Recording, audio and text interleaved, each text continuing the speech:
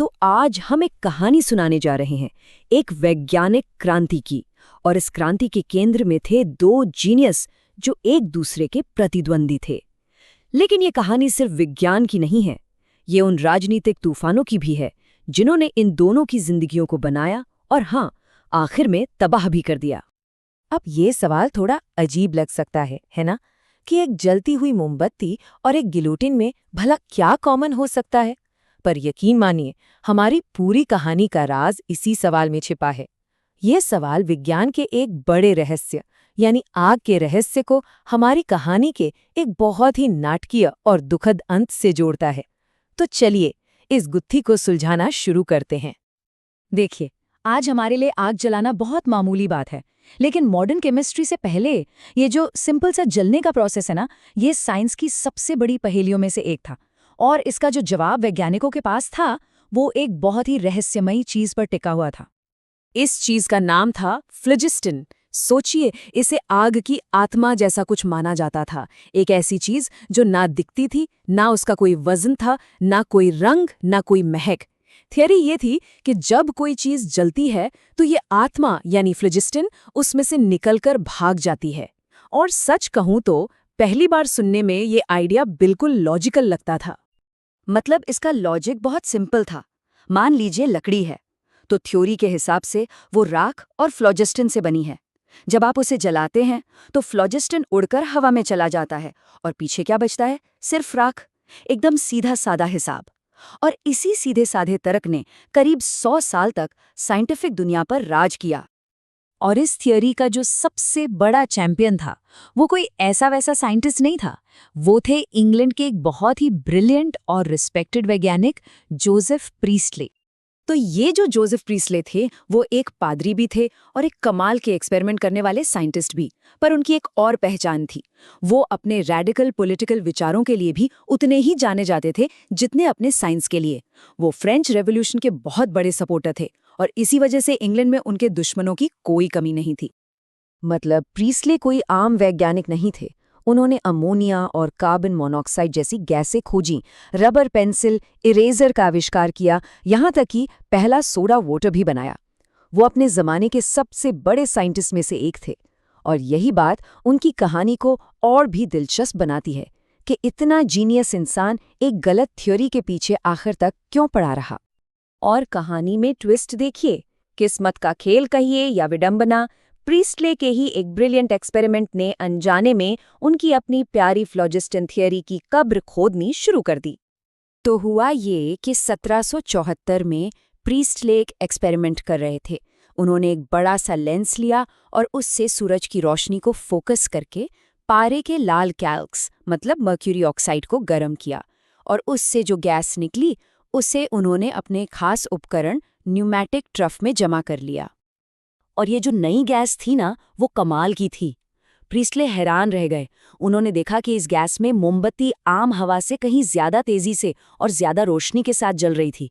उन्होंने इसका नाम रखा डीफ्लोजिस्टिकेटेड हवा। उनके हिसाब से ये एक ऐसी सुपर प्योर हवा थी जिसमें से सारा का सारा फ्लोजिस्टिन पहले ही हटा दिया गया है, इसलिए इसमें चीजों को जलाने की जबरदस्त ताकत है। और यहीं पर हमारी कहानी में एंट्री होती है हमारे दूसरे हीरो की। नाम था एंटनी लैवोजियर।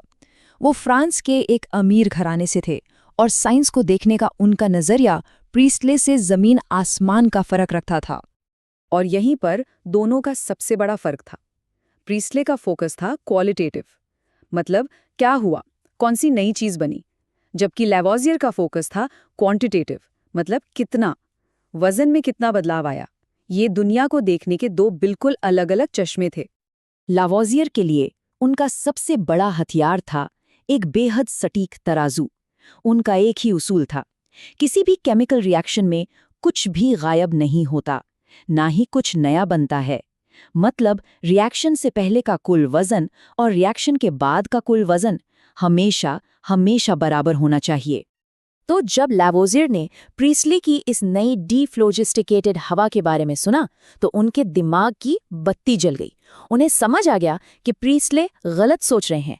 ये चीजें जलने पर कुछ खो नहीं रहीं, बल्कि वो हवा से इस नई गैस को हासिल कर रही हैं और इसीलिए उनका वजन बढ़ रहा है। उन्होंने इस जादुई तत्व को एक नया नाम दिया, ऑक्सीजन। लेकिन लेवोजिए सिर्फ एक नई थ्योरी देकर ही नहीं रुके। वो जानते थे कि अगर सच में क्रांति लानी है तो केमिस्ट्री की पूरी भाषा, उसकी पूरी शब्दावली को बदलना होगा। उन्होंने कीमियागरों के ज़माने के पुराने अजीबोगरीब नाम हटा दिए, जैसे वीनस का विट्रियोल। ये क्या होता है? उन्होंने एक नया लॉजिकल सिस्टम बनाया। अब उसे कहा गया कॉपर सल्फेट, जिससे साफ पता चलता है कि वो कॉपर और सल्फेट से बना है। ज्वलनशील हवा बन गई हाइड्रोजन। ये सिर्फ नाम बदलना नहीं था, ये पूरी सोच को बदलने जैसा था। और ये लिस्ट कह सकते हैं कि केमिकल रेवोल्यूशन का ऐलान था। सदियों से चले आ रहे धरती, हवा, आग, पानी वाले आइडिया को हटाकर पहली बार दुनिया के सामने केमिकल एलिमेंट्स की एक साफ, लॉजिकल लिस्ट रखी गई। यहीं से मॉडर्न केमिस्ट्री की शुरुआत हुई। मगर ठीक जब विज्ञान की दुनिया में ये क्रांति अपने चरम पर थी, तभी बाहर की दुनिया में राजनीतिक क्रांतियां इन दोनों महान वैज्ञानिकों की जिंदगी को हमेशा के लिए बदलने वाली थीं। और यहाँ किस्मत का एक बहुत ही कड़वा मजाक देखने को मिलता है। प्रीस्टले, जो फ्रेंच रेवोल्यूशन के इतने बड़े सपोर्टर थे, उन्हीं के हमवतन लोगों की एक भीड़ ने उनका घर-बार, उनकी लैब जला दी और उन्हें इंग्लैंड से भागने पर मजबूर कर दिया। और दूसरी तरफ लावोजियर, जो खुद एक रईस होते हुए भी सुधारों की बात करते थे, उन्हें उसी फ्रेंच रेवोल्यूशन ने मौत के घाट उतार दिया। जब लावोजियर को सजा सुनाई जा रही थी, तो जज ने जो कहा वो सुन के रोंगटे खड़े हो जाते हैं। उसने कहा, गणराज्य को न तो विद्वानों की जरूरत है और न ही केमिस्ट्स की। न्याय के रास्ते में देरी नहीं हो सकती। और इसी के साथ मॉडर्न केमिस्ट्री के पिता को मौत की सजा सुना दी गई। उनकी मौत के बाद उनके एक साथी गणितज्ञ ने जो कहा, वो इस नुकसान की गहराई बताता है। उन्होंने कहा, इस सिर को काटने में उन्हें सिर्फ एक पल लगा, पर शायद 100 साल भी ऐसा दूसरा सिर पैदा करने के लिए काफी नहीं होंगे। और जोसेफ प्रीस्टले, वो अपनी जान बचाकर अमेरिका चले गए और वहीं उनकी मौत हुई। लेकिन अपनी जिद पर वो आखिर तक अड़े रहे। पूरी दुनिया नई केमिस्ट्री को अपना चुकी थी, पर प्रीस्टले ने अपनी आखिरी सांस तक फ्लोजिस्टन थ्योरी का दामन नहीं छोड़ा। सोचिए, लावोजियर ने कोई ऐसी चीज नहीं खोजी थी जो प्रीस्टले ने पहले से नहीं देखी थी। ऑक्सीजन तो प्रीस्टले ने ही बनाई थी। फर्क सिर्फ नजरिए का था। लावोजियर ने बस उन्हीं तथ्यों को एक नए चश्मे से देखा। और ये हमें एक बहुत बड़े सवाल पर लाकर खड़ा कर देता है। वैज्ञानिक तरक्की का असली मतलब क्या है? क्या वो कोई नई चीज खोजना है, या फिर पुरानी चीजों को ही एक नए नजरिए से देखना?